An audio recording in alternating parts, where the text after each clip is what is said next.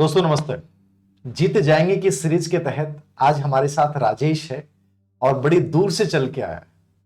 राजस्थान के बच्चे राजस्थान की सीमाओं से चल के आ जाते हैं, लेकिन ये 3 राज्यों की सीमाओं को पार करके आया है। पंजाब, हरियाणा और राजस्थान। बिलोंग करता है हरियाणा से और अभी पोस्टेड है चंडीगढ़ के पास। चंडीगढ़ के पास है ना, भटिंडा के पास पोस्टेड है। और चंडीगढ़ की जो ईडीटी जो भर्ती होती है, जैसे हमारे बीएसटीसी करके बच्चे प्राइमरी टीचर लगते हैं, उसी भर्ती में ये चयनित हुआ है। जिस दिन इसका चयन हुआ था उस दिन इसने फोटो भेजी थी। बहुत अच्छा लगा कि आज अपने स्टूडेंट पंजाब में भी अपनी सेवाएं दे रहे हैं और बहुत अच्छा इसलिए लगा कि 3 राज्यों को पार करके यहाँ पे पहुंचा है। तो बहुत सारी शुभकामनाएं राजेश आपको इस सफलता के लिए, और उम्मीद करता हूं कि इससे भी बड़ी बड़ी सफलताएं आप आगे अर्जित करोगे, क्योंकि छोटी सी आयु है आपकी, जैसा कि चेहरे से लग रहा है आपको। तो जिंदगी में और भी ऊंचाइयों को छूना है। पहली बात तो कैसा लग रहा है सफलता को प्राप्त करने के बाद? आपकी मेहरबानी है सर। सर की मोटिवेशन की वजह से, सर की क्लासों की वजह से, और एक बहुत शानदार बुक्स जिसकी बदौलत आज हम उस स्टेट में नौकरी कर रहे हैं। पंजाब का कल्चर भी बहुत अलग है और वहां जाने का सौभाग्य मिला है कि कहते हैं कि वो गुरु पीरों की धरती है, और वहां पे जॉब करना अपने आप में एक बहुत बड़ी बात है और प्राउड की बात है। बहुत बड़ी प्राउड की बात है सर। बहुत कुछ शानदार जीवन में एहसास हो रहा है कि आपसे पढ़ के एक तरफ से रीट की तैयारी करते थे और उसके साथ साथ में पंजाब की तैयारी करके हरियाणा को छोड़ के, राजस्थान को छोड़ के पंजाब में नौकरी करना एक बहुत बड़ी बात है सर। और रीट की तैयारी से और पहुंच गए पंजाब। और पंजाब एक ऐसा राज्य जो मस्ती का जीवन जीने वाले वहां के लोग, वहां का चाहे गीत हो, संगीत हो, वहां की संस्कृति हो, अपने आप में सिखाती है कि जीवन एक बार मिला है और उसको बहुत खूबसूरती से जी के जाना है। और बहुत अच्छी जगह आप पोस्टेड हो। कैसे क्या आपके मतलब रीट की आपने तैयारी कर रहे थे, हरियाणा वाले भी आप एग्जाम्स स्टेट वगैरह दे रहे थे, फिर अचानक से वहां का कैसे विचार आया और कैसे क्या किया आपने, थोड़ा सा पता? जब रीट की प्रिपरेशन कर रहे थे सर, रूम लेके कहीं पढ़ रहे थे, साथ में स्टेट की तैयारी कर रहे थे, साथ में पंजाब टेट की तैयारी कर रहे थे। ठीक है। तो कहीं ना कहीं ये लोगों के वहम है कि उसकी तैयारी की जाए, उसकी तैयारी की जाए, रीट की तैयारी स्पेशल की जाए, स्टेट की स्पेशल की जाए, पंजाब टेट की अलग से की जाए। लेकिन मेरा अनुभव ये रहा है कि जैसे मैं रीट की पढ़ता था, आप जमशेदपुर के बारे में बताते थे, स्टील इंडस्ट्री के बारे में बताते थे, हनुमानगढ़ के बारे में बताते थे।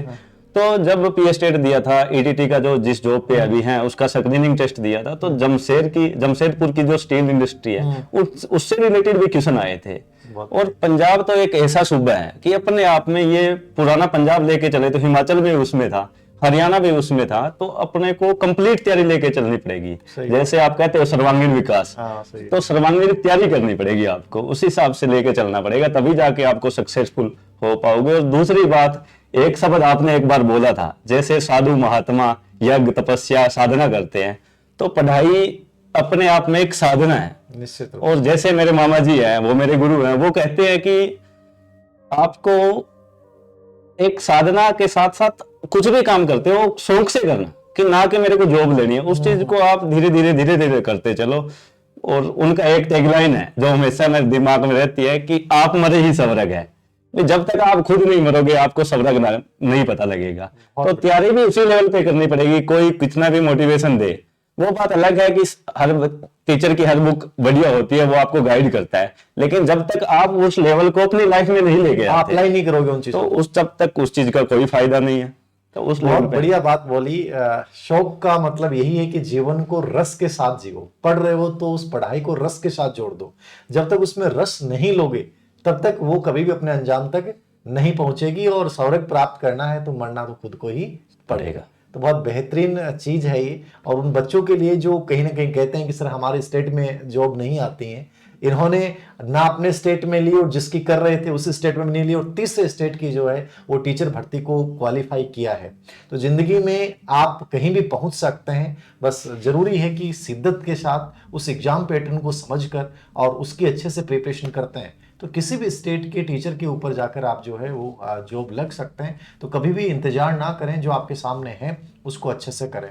और क्या मैसेज देना चाहेंगे आजकल के बच्चों को जो बहुत जल्दी निराशावादी हो जाते हैं, कैसे क्या प्रिपरेशन करनी चाहिए, आपके अकॉर्डिंग क्या सुझाव है?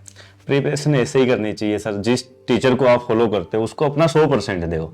जैसे सर को फॉलो किया तो साइकोलॉजी का और कितना कुछ बेस्ट पढ़ाता हो, अपने को एक टीचर को फॉलो करना, जिस मर्जी टीचर को फॉलो करो, उसकी बुक्स देखो। भाई जब भी बुक्स पब्लिश होती है, मेरा आइडिया एक ही है कि जब भी सर की बुक्स पब्लिश हुई उसके बाद में 5-7 एग्जाम हुए थे, मैंने उस बुक्स में देखा है भी उस बुक्स में से ये क्वेश्चन आए हैं कि नहीं आए हैं, तभी उसको रीड करने का फायदा है। सर की बुक्स मान लीजिए भी 2016 में पब्लिश होगी तो 2018 तक 8-10 पेपर हो गए, तो उस बुक्स में से वो पेपर आए हैं, फिर तो उनका पढ़ने का फायदा है। अगर वहीं से क्वेश्चन नहीं आ रहे तो आप दूसरे में जा सकते हो। और दूसरी बात ये है कि हर टीचर की अलग क्वालिटी होती है, अलग नजरिया होता है उसके पढ़ाने का, आपको जो बेस्ट लगता है। लेकिन एक चुनो, एक बुक एक सब्जेक्ट की। जैसे मैथ की किसी को कुछ अच्छा लगता है, किसी को कुछ अच्छा लगता है। जैसे मैं दिल्ली से पढ़ता था, राकेश यादव सर, अच्छा। दिल्ली में उनको कहते हैं मैथ के जादूगर, तो आप उस हिसाब से साइकोलॉजी के जादूगर हो, विजार्ड, उस हिसाब से तो उस चीज को फॉलो करो।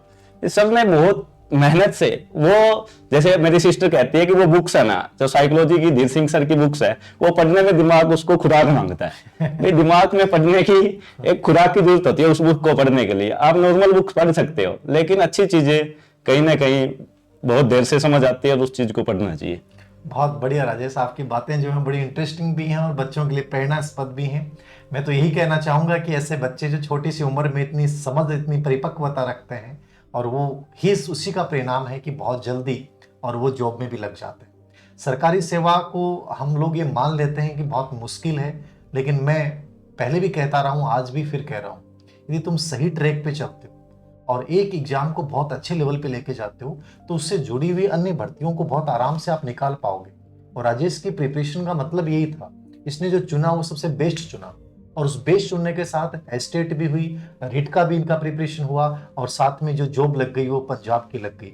अब जिंदगी में जहां भी आपको जाना है, जिस क्षेत्र में भी जाना है, सबसे बड़ी चीज है कि उसके पूरे पहले से एनालिसिस करिए कि ऑल्ड एग्जाम क्वेश्चन पेपर क्या बोलते हैं और उन क्वेश्चन पेपर के अकॉर्डिंग बेहतरीन आपके लिए क्या हो सकता है। यदि तुम इस रणनीति को फॉलो करते हो तो मुझे लगता है कोई एग्जाम बड़ा नहीं हो सकता। और कुछ मैसेज देना चाहेंगे? बस सर, किसी के पीछे लगने का मतलब कुछ कहीं से तैयारी करे, कुछ कहीं से तैयारी करे, लेकिन अपने आप से तैयारी करनी पड़ेगी, अपने आप से लगना पड़ेगा।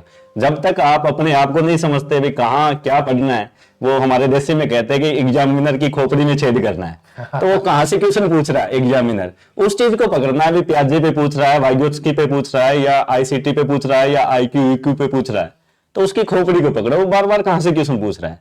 तो ये चीज हरियाणा में आप लोगों की जो भाषा है वो ऐसा लगता है डायरेक्ट मतलब अटैक करती है। अब जैसे आपने कहा कि खोपड़ी में छेद करने वाला, मतलब एकदम से वो चीजें जो है ना, वो मतलब ये बड़ा इंटरेस्टिंग भी लगता है। मतलब आपकी आवाज में इतना वो होता है जुनून, पंजाबी आवाज में होता ही है। ये मैं भी वो एनिमल मूवी का वो गाना मैं देख रहा था, तो मैं रात को कहीं शादी में गया था, तो उस गाने को 12 बार चलाया मैंने। तो बेटा था साथ में, उसने पापा इस गाने को चलाने के बाद आपकी गाड़ी की स्पीड बढ़ जाती है। और सच में ऐसा हुआ कि वो जब गाना चलता था तो गाड़ी की स्पीड अचानक से बढ़ जाती थी। कौन सा गाना था अभी सुना आपने? वो नहीं सर। अलगंदा वेली। अच्छा सर, बहुत अच्छा गाना है वो। तो उससे वो मोटिवेशन, मतलब वो चोट करता है, वो आपको ऐसा बनाता है कि हाँ कुछ करना है।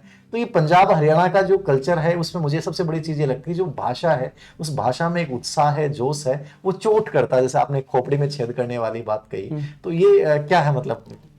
एग्जामिनर कहाँ से क्वेश्चन पूछ रहा है, उस चीज को पकड़ो, उसके माइंड लेवल को पकड़ो। दूसरी बात ये होती है सर, हरियाणा में कुछ ना कुछ, मैं बाहर भी रहता हूँ, राजस्थान रहता हूँ, पंजाब रहता हूँ, तो अपने आप में सुकून मिलता है। इंतजार आगे तो घर आगे, तो हरियाणा में कहीं हो अपना घर है। और दूसरी बात, इस लेवल को जो जैसे पहलवान जा रहे हैं, एशियन गेम कुछ भी गेम होते हैं उनमें मेडल आ रहे हैं। और दूसरी बात की अलग ही बात है, दूध दही का खाना वो कहते हैं ना। और दूसरी बात, एक दिन एक किसी बाबा का सत्संग चल रहा है बागेश्वर धाम का, वो पूछ रहे थे भी हरियाणा वाले लड़ने को तैयार रहते हैं, रीजन क्या है? इसकी लैंग्वेज ऐसी है, कुछ लड़ाई को ज्यादा तैयार रहते हैं। तो एक कोई आया हुआ था श्रद्धालु, उसने बोला भी कृष्ण भगवान ने सब कुछ बाहर किया था वृंदावन वगैरह में, तो आखिर में आके लड़ाई कुरुक्षेत्र में की, युद्ध वहां पे किया। तो कहीं ना कहीं वो इन्वायरमेंट इफेक्ट करता है थोड़ा बहुत। और लड़ाई दिल से नहीं है, वो लैंग्वेज में थोड़ा जा अजीब सा लगता है कुछ लोगों को।